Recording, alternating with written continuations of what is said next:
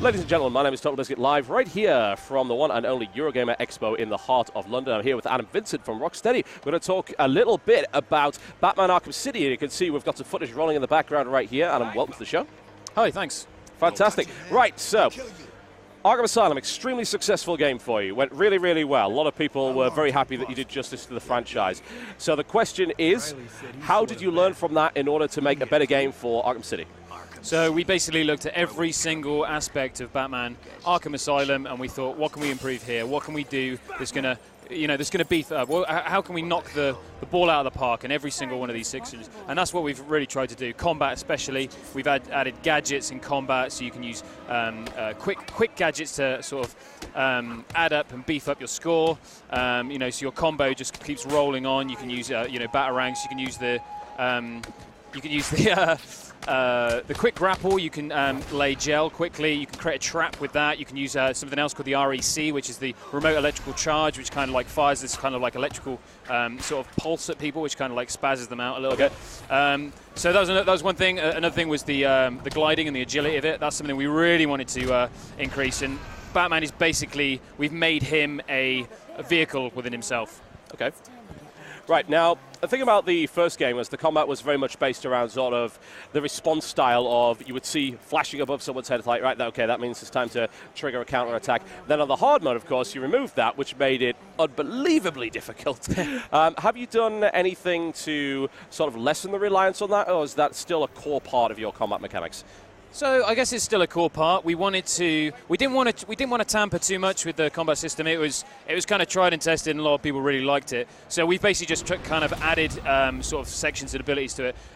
So I'm in the animation team, and one thing we've actually done is we've doubled the number of animations that are in the combat system at the moment. We've done things like, so we've still got the counters, but now you can simultaneous counter up to 3 different people. We've got environmental counters, so if you counter near a wall, you slam the head into the wall or into a railing, those sorts of things. We've got hard mode, which is called New Game Plus. Okay. So if you complete the game through, you get the opportunity to play the game again, New Game Plus. Yep. You get much from the start. You do carry on all your gadgets that you finish the game with. Yep. But from the start, things are much more difficult. You've got really tough combinations. So you'll have guys with shields, you'll have thugs with armor, like right from the get-go. So you have to kind of use your kind of knowledge, your abilities, your weapons to kind of to aid you there. But again, that's without any counter icons. But it's not something we really wanted to tamper with too much. So we've kind of got this kind of principle of easy to learn, hard to master kind of thing, which we wanted to sort of add to rather than kind of mess with. Okay, fantastic. So to move on a little bit to the manner in which the world is presented. Now, Arkham City has given this impression that it's going to be a much more sort of open world experience than Arkham Asylum. Can you tell us a little bit about how you've managed to pull that off? Remarkably, we've got some amazing coders.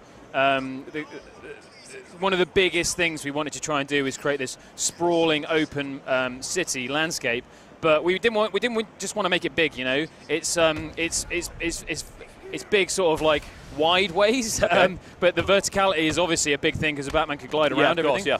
But we wanted to add this detail to it. We wanted to make a big city that was detailed, and that's really important. If you look at any of the game, we've got detail all the way through the game, and it's something you're just going to kind of get sidetracked with how gorgeous the place looks.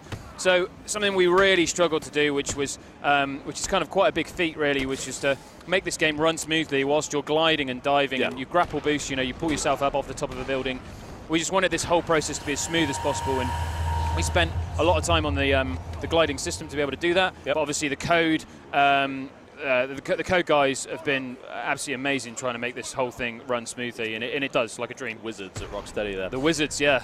Indeed. Now, if you were to describe the kind of open world that we're talking about to someone that's perhaps a little bit leery about it, maybe thinking, well, Arkham Asylum it had quite a lot of freedom, but it was still a directed experience. Would you describe this as closer to, say, the BioShock style of open world, as in directed but explore and perhaps revisit old areas, or are we talking more about the GTA style of open world, say, find side missions, go anywhere you want? Where would you place the game in that spectrum?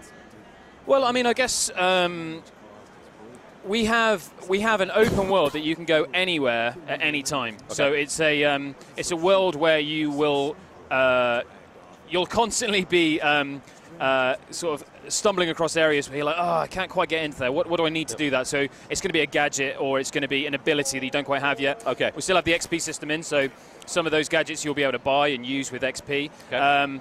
So we don't have quests as such.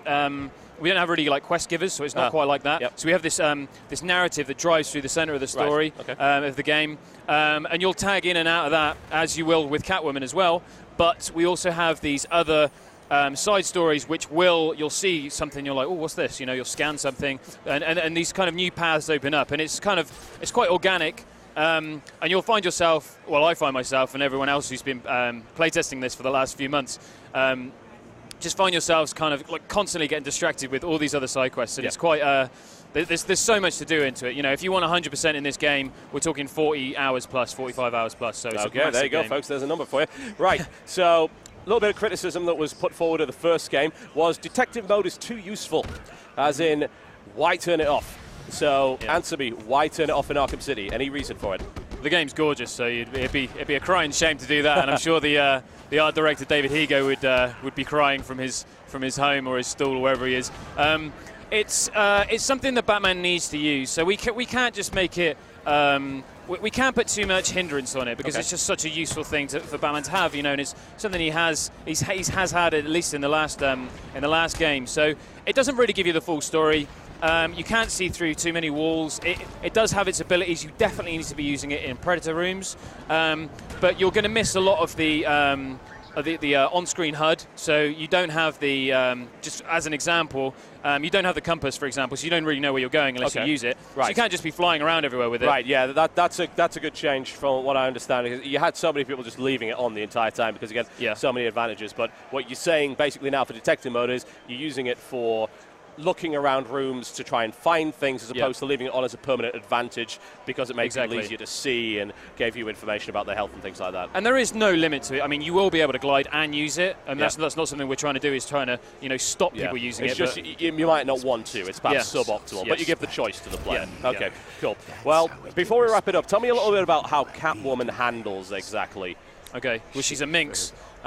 She's a character that we spend a lot of time developing. These characters, we want to give them a whole new set of animations. We want to give them a real character and feel, and we spend a lot of time developing these characters. They've got to feel different, you know. And Batman's combat system was something that we've been developing now for 5 years almost. Catwoman's was something that we wanted to kind of. We want to kind of bring out this kind of feline feral kind of thing within her. So she's very agile. She's really nippy. She can kind of bend over backwards and kind of take out these guys, whereas Batman wouldn't have the kind of flexibility to do that. Batman's much more of a kind of, he's a stocky guy, but he is a master of all these combat, these martial arts. Catwoman is a kind of scrappy kind of character. She's very aggressive in her playstyle as well, and you'll see when you're playing her, she's so nippy. She's kind of like she's taking out like all these guys at once. It's quite an exciting and quite varying style to what we've got with Batman. Okay, Adam, thank you very much for talking to us today. And Arkham City is out on the 21st of October. Yep, and I believe there is a little bit of a delay for PC owners, if I recall correctly. Yes, there is a little bit of a delay. Okay, well, let's hope the PC version is nice and polished by the end of that one. Oh, it's going to look good. It's going to look good. Excellent. Adam, thank you very much. Thank you. Cheers.